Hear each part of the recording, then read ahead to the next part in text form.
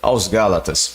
Mas eu quero destacar nesse momento o problema da sedição, o problema da segregação. Ou seja, o que é a segregação? É a conspiração contra a unidade da igreja.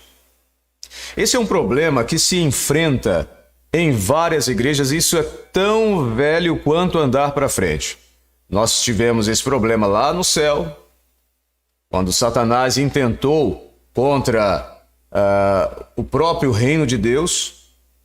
Nós tivemos esse problema no Éden, nós tivemos esse problema em toda a história da igreja antiga no deserto, como bem antes também, né? A gente sempre teve essa luta das hostes malignas contra a unidade do corpo de Cristo. E aqui nós temos encontrado Paulo falando a respeito dessa tentativa de diluir essa unidade através da doutrina e do questionamento. Você vai perceber que tanto na igreja da Galácia quanto em qualquer outra igreja primitiva, existiam os judaizantes, que eram aquelas pessoas que insistiam em dizer que a guarda da lei deveria ser exaltada em função da graça. Ou seja, eles não negavam a salvação em Cristo, os cristãos judaizantes, mas diziam que a salvação em Cristo implicava também na guarda da lei e dos ritos cerimoniais, dentre eles datas, festas, luas novas e sábados cerimoniais também, bem como a circuncisão, para que a salvação fosse completa. Ou seja, a salvação dependia de Jesus Cristo morto na cruz do Calvário e 50% do cumprimento ritualístico, era o que eles alegavam. Paulo, ele traz a mensagem recebida de Jesus Cristo de que a salvação não depende em nada do ser humano, nada daquilo que a gente faça vem a ser bom o suficiente para conquistar créditos para a nossa salvação. A salvação é única e exclusivamente em Jesus Cristo. Agora, pasme, mesmo depois de tantos anos, mais de 2000 anos, ainda essa pretensão, esta arrogância de especular a ideia de que podemos ser salvos pelas nossas obras permeia em muitos meios de nossa igreja adventista.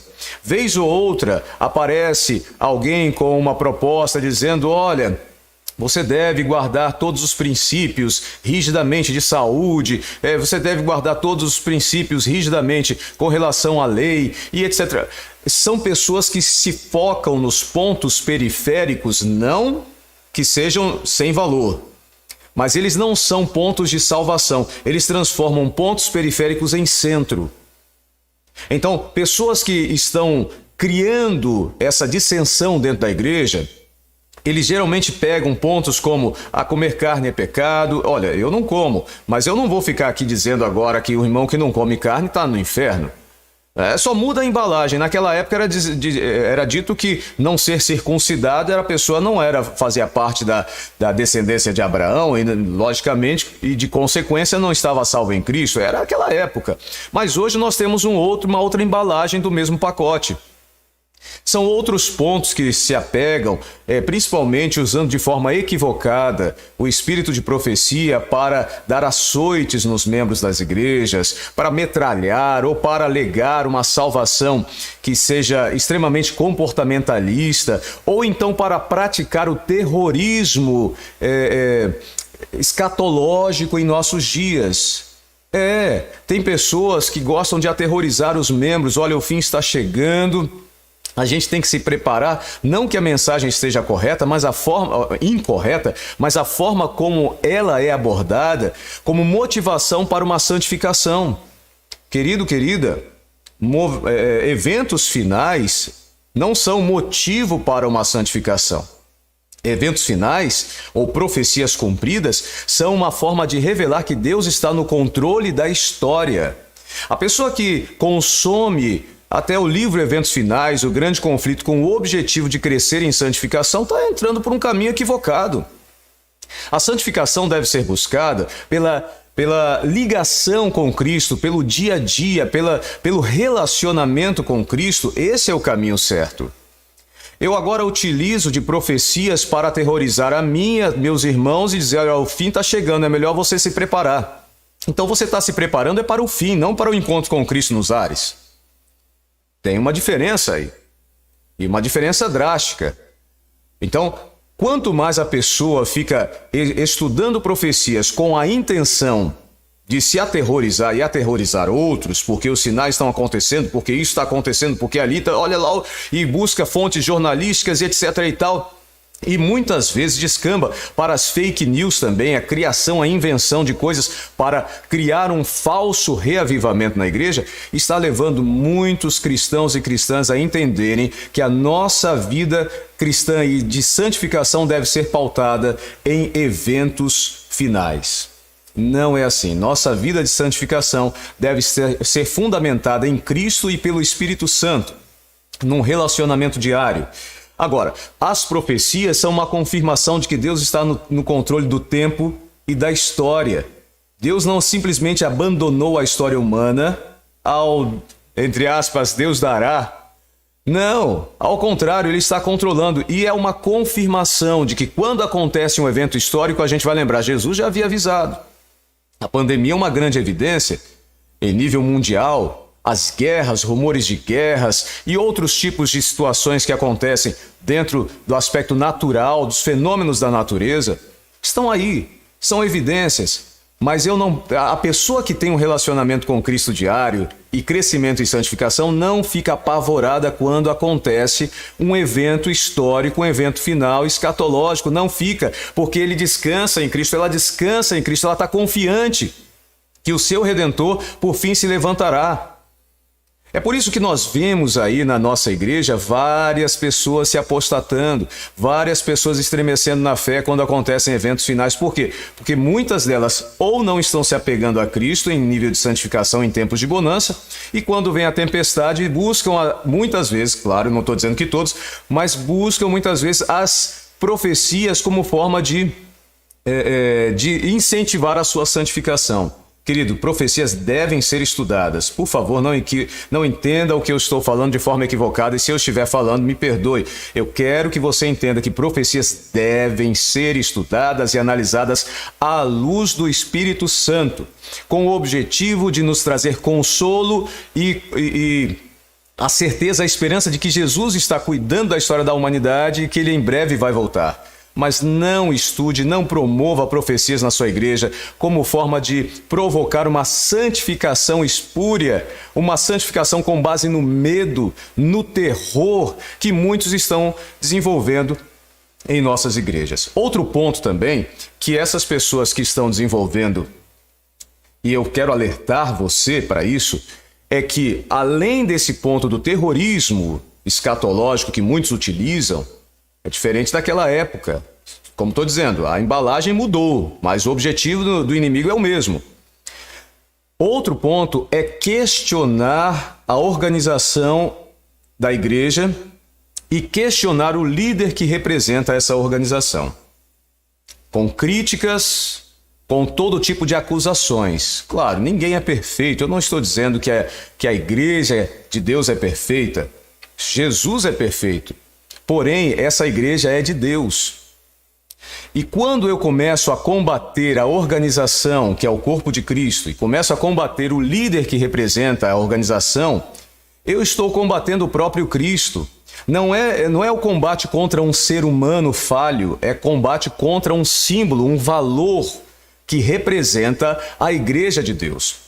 Então, essas pessoas gostam de criticar o pastor, criticar a organização, criticar a igreja no uso dos dízimos e ofertas. Essa pessoa costuma criticar o ancião da igreja, ou quando não, o ancião também está bebendo dessas águas poluídas. E aí vem a advertência: cuidado, meu querido irmão e irmã, ancião ou diretora, ou futuramente anciã também, que você tem que ficar atento para esse tipo de insinuação. É muito sutil, é o canto da sereia entrando em nossas igrejas, e aqueles membros que estão magoados, que estão feridos, que estão tendo ressentimento, eles vão comer dessas informações como se fosse um manjar dos deuses para eles. Outra alegação, que é uma fake: olha, cuidado, irmão e irmã, eu estou aqui exortando em nome do Senhor Jesus. Essas pessoas que entram questionando o apostolado do líder, eles utilizam hoje um argumento interessante. E isso daí está sendo assim quase que a torto e a direito. Eles dizem: olha, a igreja está privando você de informações. A igreja não está querendo pregar sobre... Os pastores não estão querendo pregar sobre profecias. Os pastores não estão querendo falar sobre o que está acontecendo. A igreja está se apostatando. Nós somos o referencial. Nós somos a solução para o seu problema.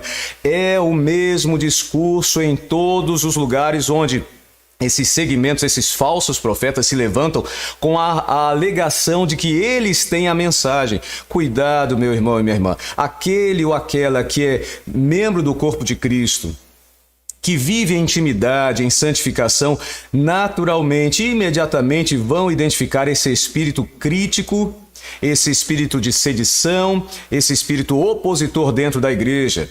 Naturalmente vão perceber, mas aqueles que não estão vivendo o relacionamento com Cristo, eles vão achar que esta é uma nova revelação. O Senhor levantou um novo profeta entre nós e esse daí vai falar. E o que aconteceu com Paulo também nas igrejas antigas, tanto de Corinto quanto da Galácia, questionamentos a respeito do seu apostolado, de ele ser um homem fraco, de ele não poder falar de forma veemente, de ele não ter a mensagem e vários questionamentos. Meu irmão, minha irmã, como pastor dessa igreja, você tem liberdade até para não crer no que eu estou falando. Mas eu quero dizer para você, muito cuidado com o que se ouve. São muitas vozes na igreja, mas muito cuidado com o que você ouve de irmãos insatisfeitos. Observe um detalhe: a maioria destes ou destas que conspiram contra a Igreja de Cristo, contra a sua liderança, contra fatores doutrinários ou provocam terrorismo escatológico na igreja, são pessoas que têm problemas de ordem moral ocultos.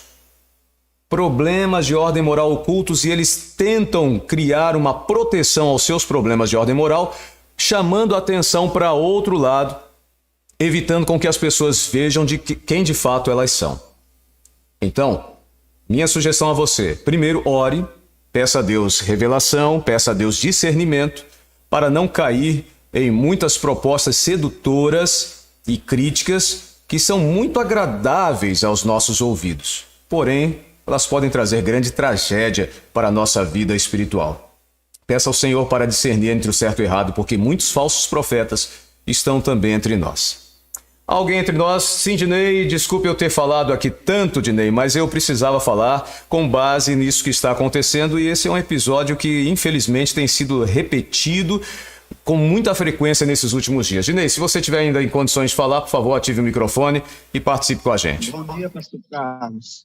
Não, pastor Carlos, o senhor expôs tudo que era necessário que a igreja soubesse. A igreja presente e a igreja que vai ouvir esse vídeo depois, né? É um alerta geral para nós, né? E é necessário, o senhor fez a aplicação da heresia que se tinha no passado e que apenas está em roupas novas agora, né? É a perversão do evangelho de Cristo, né? Então a gente percebe que sempre o homem quer dar uma ajuda, né? Uma ajuda, entre aspas, no que Jesus fez. O homem quer colocar alguns ingredientes para a salvação. E aqui os Gálatas estavam fazendo isso, eles estavam pervertendo o evangelho de Cristo. O senhor já colocou muito bem cada ponto aí, e aqui eu não vou nem comentar o que aconteceu no texto. O neto acordou ali, está chorando. Pois bem, mas eu quero só rapidamente expor uma situação que aconteceu aqui na minha igreja. Um grupo muito zeloso, e eu percebi que alguns irmãos não estavam vindo à igreja. E eu soube de alguém que era um dissidente, que tinha alugado uma casa, estava querendo pregar a nova mensagem, né? A nova luz antitrinitariana. Então, quando eu me apercebi, eles vieram visitar a igreja, e ao visitar eu faço logo uma pergunta. Quando eu percebo que o cara, ele vem com subterfúgio, eu pergunto se ele é membro da igreja adventista. E todos eles dizem que são adventistas. E aí, quando eles dizem que são adventistas, eles estão mentindo, porque eles são adventistas porque creem mas não é um adventista que crê igual a gente crê com a igreja, não estão em consonância com a igreja. Mas eu já deixo a coisa para depois eu mostrar a contradição deles, porque eles trabalham de uma forma desonesta. Eles não revelam quem eles são. E depois, eu sentindo a falta dos irmãos, um sábado à tarde, eu fui bater na casa desse senhor que estava lá. Quando eles me viram, se assustaram, todo mundo, tinha 8 irmãos lá, estudando, escondidos com eles. E eu disse, olha, pessoal, eu vim aqui, ele disse, entra aqui para participar do estudo. Eu disse, não, é rapidinho aqui. Eu vim aqui só para dizer o seguinte, que eu perguntei ao senhor se o senhor era adventista, lá na igreja adventista o senhor falou que era. Mas o senhor sabe que não é, o senhor está pregando contrário à igreja. Agora, eu sou adventista sétimo dia, não tenho por que negar. E os irmãos aqui me conhecem, e vim aqui só para dizer para eles que, se eles quiserem estudar depois, mais profundamente, eles têm a liberdade de estudar com o senhor, mas se quiserem estudar novamente na igreja, tirar sobre o tema, estejam livres. E o que aconteceu foi que foi quebrado aquele encanto. Os irmãos já estavam, como diz aqui, diz que diz que eles perturbavam os irmãos. As pessoas ficam perturbadas, sem entender, chateado com a igreja, com a liderança da igreja, se sentindo enganado pela igreja. E quando esses irmãos vieram, nós fizemos o estudo, convidei aqui um irmão, que eu acho que é contemporâneo seu aí, o professor Edilson Constantino, e ele fez um estudo bem preparado para toda a igreja e tirou todo aquele encanto, aquele sofisma. E os irmãos se sentiram livres novamente. Então, o que eu quero dizer, Ellen White tem um texto no Lado Adventista que ela diz assim, há um poder enfeitiçante nas heresias e na licenciosidade. Então, há um poder enfeitiçante, a pessoa se acha que está com a verdade e não escuta mais ninguém, e passa a se tornar um crítico, quanto mais a igreja, de todo mundo, e se acha o mais santo. E como diz o pastor George Knight, ele diz assim, que quando ele quis ser tão santo, ele se tornou, no lugar de ficar mais parecido com Deus, ficou mais parecido com o diabo, porque ele queria acusar todo mundo para eles era um potencial inimigo, um potencial alguém que só complicava a vida dele, que atrapalhava, que estava em apostasia. Mas, pastor, obrigado aí, foi um prazer revê-lo. Vou usar a linguagem aqui da sala 57. Você me deixa feliz, né? Eu preciso de você. Obrigado, Dinei. Nossos amados irmãos aqui. Deus abençoe. Obrigado, Dinei. Um abraço para você, querido. Grato pelas palavras bem colocadas e completando essa mensagem. Fica aí a advertência para você, querido membro, querida membro da família Mave e do Ministério Pérolas. Vamos então avançar? Parece que Raimundo ativou o microfone também. Quer falar, Raimunda? Fica à vontade. Bom dia. Bom dia, pastor Carlos. Saudade do senhor, viu? Você sabe que você é meu pastor predileto. A recíproca é verdadeira, querida. Que Deus te abençoe. Meu coração se alegra em ouvir sua voz, ouvir suas mensagens. Eu estou aqui radiante com essa explanação tão maravilhosa. E assim, pastor, muitas das vezes, igual o irmão Dinei estava falando, existem irmãos da nossa igreja, né? Que às vezes nos deixa tão triste e para baixo, ou seja, as pessoas que não sabem que o nosso Deus deixou a santa e poderosa palavra para nós meditarmos, igual o apóstolo Paulo, né, que todo mundo ama, e eu tenho certeza disso. Existem situações, como eu já me coloco na situação, você pode estar dentro de casa, doente, passando por momentos difíceis, aí vem aquelas mensagens dos nossos irmãos e diz, que eu já recebi essas mensagens, você está vendo, irmã? É o tempo do fim. Outra coisa, mesmo assim com as palavras, e outra coisa, muitos dos nossos, da nossa igreja, vai se perder. Assim, com aquela fúria, com aquele desejo de ver, eu já acredito assim, meu Deus, me perdoe, mas a gente percebe que é como se fosse ter prazer em dizer, muitos vão se perder. Aí eu falo, Senhor, no meu coração, Senhor, tem misericórdia de mim.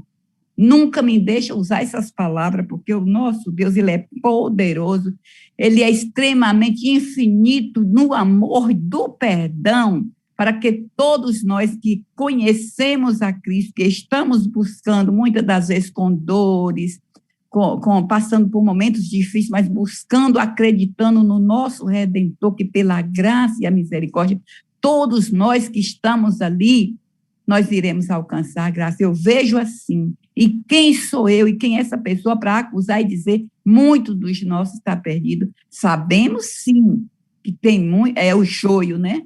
Mas nosso Deus é redentor, ele não voltou ainda. Eu acredito de todo o meu coração que através de mim, muitos que ainda não estão convertidos nele. Essa é a minha participação, pastor. Não sei se eu falei dentro do... Corretamente, Raimunda. Corretamente. Gostei muito, inclusive, da abordagem que você fez. Parece que essas pessoas que dizem que muitos vão se perder realmente estão mais desejando a perdição das outras pessoas que desejando a salvação. O que estão fazendo para que esse quadro se reverta? Se há muitos que vão se perder como uma voz de exortação, por que transformar essa voz em acusação? Deveríamos e deveriam também estar buscando ajudar essas pessoas. Obrigado, Raimunda. Bem colocado. Que Deus abençoe você. Palavras também.